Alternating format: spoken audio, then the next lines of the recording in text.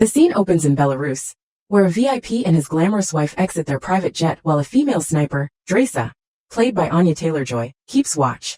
She waits for the perfect moment, and takes out the target when he is fully exposed. Yes, she is a mercenary/private contractor. The scene then shifts to the home of Levi, played by Miles Teller, who wakes up and walks to the shore, staring at the horizon until morning. He receives a text, prompting him to head to a pickup point and reach the Marine Corps HQ. There, he meets the officer in charge, Miss Bartholomew, who questions him about his personal life, his time as a Marine sniper, independent assignments and bad habits. She tells him she has a special task for him, one that serves a purpose, a reason. In Pravaca, Lithuania, Drasa meets her father and tells him about her latest target, handing him the spent bullet casing. He reveals that the man was involved in chemical bombs and arms deals, confirming it was a justified assassination. She then learns that her father has cancer and urges him to seek treatment, but he refuses. The next day, she is summoned by an equivalent authority for a briefing on her next mission. The movie transitions to Levi, who regains consciousness, presumably from a sedated sleep. An officer confirms his identity, instructs him to surrender his phone, watch and ID, and hands him a package. She tells him to open it once he lands. He is informed that they will drop him at the edge of a no-fly zone, from where he must travel 38 clicks to his destination on foot. After prepping for the jump, he deploys his parachute and lands near a riverbank. From there, he treks through hilly terrain and dangerous paths until he finally reaches his destination, where he is greeted by his predecessor, the soldier previously assigned to the same mission. Both soon realize they have no idea where exactly they are, and Levi's predecessor hasn't seen another face in 365 days. It turns out this assignment operates in one-year rotation shifts, with a highly trained soldier serving as the lone guard. They arrive at the Gorge, a vast deep structure with towers on both the west and east sides. The West Tower, fully powered and stocked with supplies and weapons, will be Levi's home for the next year. Seated in the gallery, Levi's predecessor explains the mission. He is essentially a maintenance man for the facility. His tasks include replenishing auto-turret ammunition every 600 meters, checking the power of cloaking devices that mask the area from satellite detection, similar to a VPN, and deploying floating mines and barricades along the gorge. All necessary equipment is stored in the armory. JD throws a grenade into the gorge, and a piercing screech echoes from below. He then explains the history of this place. It dates back to the 1940s during the Cold War.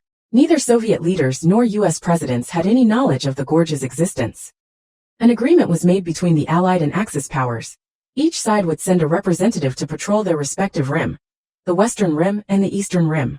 A secret coalition was formed to contain the horrors within, the results of horrific biowarfare experiments. These grotesque, mutated humans, dubbed the Hollow Men by JD's predecessor, lurk at the bottom of the gorge, and their mission is simple: ensure none of them escape. JD warns Levi about the Stray Dog Protocol, a failsafe in case the cloaking devices fail, or if the creatures attempt a mass escape. If the sirens ever go off, Levi must run for his life. Years ago, the coalition sent 2,400 men on horseback into the gorge to eradicate the Hollow Men. Not a single one returned. The area remains completely isolated, and a radio check-in occurs every 30 days to confirm the status of the station soldiers. After this briefing, JD leaves the tower and treks to the pickup point. A helicopter extracts him using a rope, and a soldier on board asks for his identification. Once JD confirms his identity, the soldier simply says, "Thank you for your service," then shoots him in the head and drops his body into the mountains. 1 month later, Levi has settled into his mind-numbing, lonely routine. He patrols the perimeter, maintains the security systems, and does his scheduled radio check-ins. However, the voice on the other end of the radio only asks if everything is fine before abruptly hanging up, never giving Levi a chance to ask questions. One day, while tending to a small garden, he notices movement at the eastern tower. Grabbing his binoculars, he spots Drasa, casually sawing wood. She sees him too but chooses to ignore him. One stormy night, Levi is jolted awake by a nightmare. In a panic, he accidentally shatters a glass, immediately reaching for his gun, thinking he's under attack. But when he feels a sharp pain in his foot, he realizes he simply stepped on the broken glass. As he calms himself down, he notices Drasa is still awake, watching him from across the gorge. However, the moment she realizes he's looking back, she turns away and goes to bed. Another month passes. Drasa, now tired of the isolation and boredom, decides to celebrate her birthday alone. To get Levi's attention, she fires her gun into the air and holds up a sign asking for his name. Levi writes back, reminding her they aren't supposed to talk. Drasa smirks and responds with her name, adding that she'll do whatever she wants on her birthday. Amused, Levi finally writes his name too, and raises his glass for a silent toast. Drasa then cranks up her music, dancing alone on her platform. She signals Levi to join in, but he hesitates, telling her he's a terrible dancer but an amazing sniper. Laughing, Drasa challenges him to prove it, spinning around and shooting his water bottle while he isn't looking. Agitated, Levi quickly grabs his rifle and returns the favor, shattering her bottle with a precise shot, startling her. Drasa, thrilled by the game, places another bottle on her head as a challenge, daring him to take the shot, but just as Levi steadies his aim, Drasa freezes. Something moves in the gorge. Levi quickly looks down and sees grotesque creatures climbing the gorge walls. Mutated, horrifying beings that look like something spawned by Game of Thrones' dead army fathered by Groot. Without hesitation, Levi takes the first shot, dropping one of the creatures onto a landmine. The explosion wipes out several climbers, but more continue their ascent. Levi keeps firing while Drasa grabs her machine gun and joins in, mowing down as many creatures as possible. One of them reaches Drasa's platform, lunging at her, but she quickly draws her pistol, shoots it in the head, and kicks it off the edge. The creatures begin climbing the walls again, this time on her side. Both soldiers immediately spring into action, firing relentlessly to stop the onslaught. Another creature steps on a mine, triggering a massive explosion. A jagged piece of shrapnel flies through the air, cutting deep into Drasa's shoulder, but the attack isn't over. The monsters begin scaling both walls simultaneously.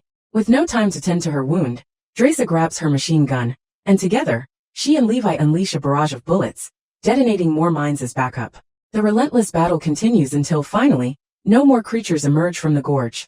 As the morning sun rises, Drasa tends to her injury, wincing as she cleans the wound. She looks over at Levi and smiles. "Best birthday ever," she tells him. While Drasa rests, Levi descends the gorge walls to assess the damage and replace the mines. Suddenly, out of the misty abyss, a drone emerges, rising from deep within the gorge before disappearing into the sky. Levi watches it vanish, a growing sense of unease settling over him. In the month of December, Levi, wanting to bring a little humanity into their isolated lives, strings up lights around a tree in the forest, creating a makeshift Christmas tree. He even puts up a sign for Drasa. From then on, they begin sharing small moments together, building snowmen with each other's names, playing chess, and drumming on makeshift instruments made of pots. Then on February 14th, Levi finds Drasa sitting alone, tears streaming down her face as she clutches an old family photograph. She didn't go on patrol that day. When Levi asks why, she simply responds, "I'm having a hard day. I wish you were here." Determined to bridge the gap between them, Levi raids the armory and constructs a crude launching contraption. He loads a rocket and fires it across the gorge, where it embeds itself into a tree. The sudden impact sparks a fire, but Drasa quickly runs over and puts it out, only to notice something else. A rope is attached to the rocket. Realizing Levi's intent, she ties it securely to the tree, then rushes back to her tower. She looks across the gorge to see Levi gesturing for her to join him for dinner. Without hesitation, Levi grabs the rope and slides across, only to get stuck midway. He dangles suspended above the abyss, but with sheer determination and gloved hands, he inches his way forward, eventually reaching the eastern tower. He presents Drasa with a bouquet of flowers, but she laughs, wrinkling her nose. "You stink," she teases. Levi smirks, conceding the point, and heads off to shower. While he's in the bathroom, Drasa playfully swaps out his uniform for an elegant set of clothes left behind by a previous occupant. That evening, over dinner they talk about their lives as mercenaries, about the weight of their responsibilities, and about the mental toll of their profession. The conversation shifts to dancing, and caught in the moment, they share a slow, intimate dance that eventually leads to something more. In morning, Levi prepares to slide back to his tower. Just as he begins his descent, an explosion rocks the western wall. The hollow men have returned. A mine detonates, severing the rope mid-slide. Levi plummets toward the gorge, but at the last second, he deploys his parachute. Above, Drasa rushes to her armory, grabbing as many weapons as she can. Without hesitation, she straps on a parachute and leaps into the abyss. They freefall for miles, wind howling past them. Drasa lands hard, crashing into a river. As she struggles to the surface, her parachute snags on a jagged rock, forcing her to cut herself free. The powerful current slams her into a boulder, causing her to lose her auto-ascender, which was their only way back up. Meanwhile, Levi is unconscious, hanging precariously from a tree branch. Suddenly the branch moves. It isn't a branch at all. A giant centipede-like creature slithers toward him. Just as its mandibles reach his face, Levi wakes up and opens fire, blasting it backward. As he struggles to untangle himself, he falls, crashing onto what appears to be mud, but then the ground begins to move. The mud is alive, A grotesque mutated Venus flytrap-like organism begins to close in around him. It's sticky, glue-like saliva trapping him in place. Levi struggles as the massive, tooth-lined maw begins to close. Just as he's about to be swallowed whole, gunfire erupts. Drasa arrives just in time, blasting the creature apart. She rushes to Levi and cuts him free, pulling the adhesive substance from his skin with her knife. Regaining their footing, the duo prepares to head toward the wall, when an eerie screech echoes through the forest.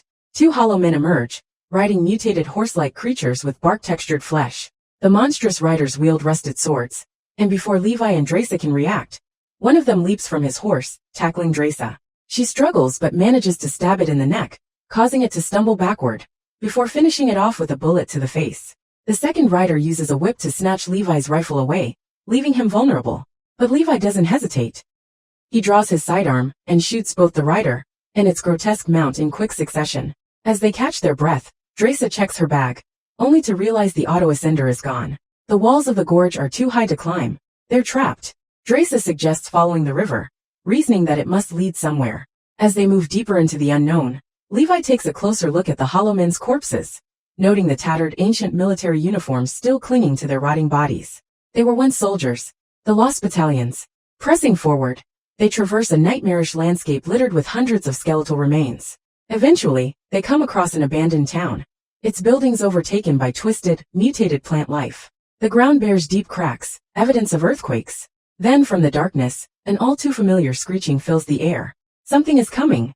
The duo rushes into an old church for shelter, only to find dozens of skeletons sitting in the pews. The lingering scent of cyanide fills the air, a mass suicide. The townspeople had chosen death over whatever horrors lurked outside. Then a shadow moves overhead. Drasa looks up just in time to see a massive spider-like creature leaping straight for her. She dodges, slamming it to the ground before stabbing it through the thorax. But more are coming. Levi raises his weapon as two more spiders pounce toward him. The room erupts in gunfire and chaos. Hollow men burst in. Now the soldiers have to divide their attention between shooting the spiders and the hollow men. Drasa begins pounding a creature's head on a table and throws it off, so the spiders start climbing on it too. Drasa shoots a grenade at the back wall to make a huge hole that allows them to escape. Levi and Drasa run through the forest, but they can still hear creatures screeching in the distance. Since they're too exposed here, they decide to go closer to the wall. They find an old door and get inside to discover a facility that has been overtaken by the plants as well. Deeper inside, they learn this used to be a military lab. There are skeletons and a generator, which Drasa turns on. Levi finds a tape, so they play it on the projector. In the film, a scientist explains that it's 1946, and that this community was formed as part of a top-secret coalition of nations. During the last years of World War II, they worked on creating biochemical missiles.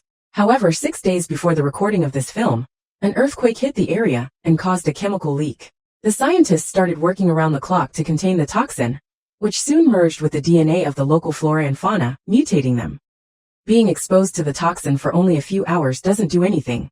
But the more they worked, the more exposed they were, and it was slowly affecting them as well, as proven by the woman on the screen showing the branches on her stomach. Thankfully, since the base was in the gorge, the toxin never reached the rest of humanity. In another room, Levi and Drasa find a computer from the late 2000s, which means that after the initial incident, people kept coming to continue the experiment. Levi turns on the computer and discovers this place belongs to Dark Lake, a private paramilitary corporation. Thank you, Alice. I'll continue the rest. The drone they saw the other day was collecting samples for Dark Lake's experiments, which are trying to create super soldiers. The towers and the hired guards help them keep the secret. On the computer, Levi also finds an explanation for that stray dog protocol, which turns out to be a nuclear bomb that will sterilize the area if a leak happens. As the duo makes their way out, Levi tells Drasa that coming on this mission was worth it because he got to meet her. They open the door and throw a smoke grenade before coming out. Suddenly, the hollow man's whip grabs her ankle and drags her away. As the rider takes her through the forest, Drasa tries cutting the whip with her knife, but she accidentally crashes against a tree and drops it. Levi follows the rider's tracks and eventually ends up finding the facility with the nuclear bomb. Inside, the hollow man has hung Drasa up and twists the branch stuck in her stomach to torture her before taking it out. Drasa kicks him in the chest and untangles the ropes from the beam to free herself. Then she pushes the hollow man and grabs a piece of metal as a weapon.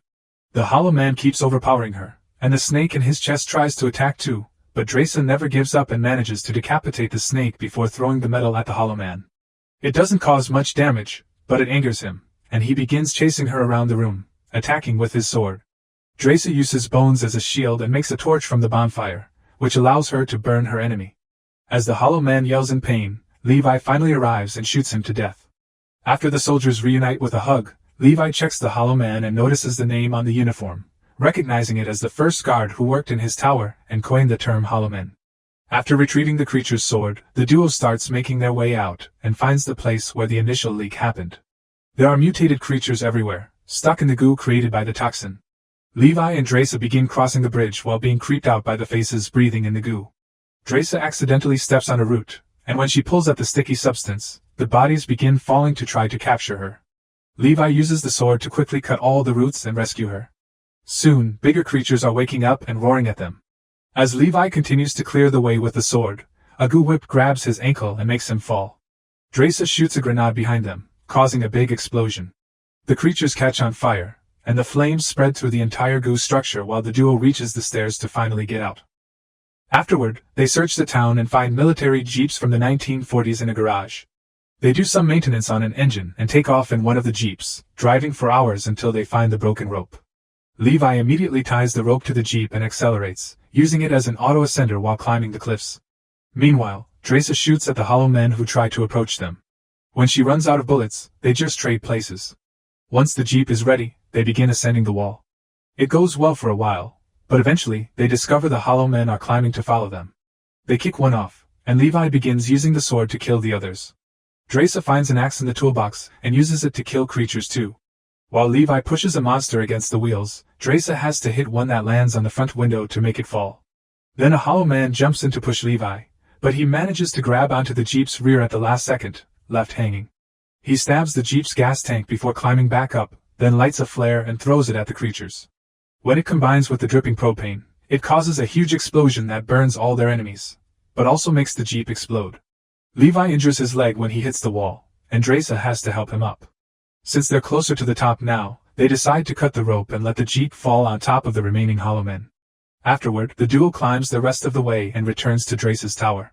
While tending to their injuries, they agree to stay apart for 5 days as quarantine in case they're infected. They also want to run away together, so they make a plan to destroy the Gorge. They share a kiss. The next day, they have to do the radio check-in.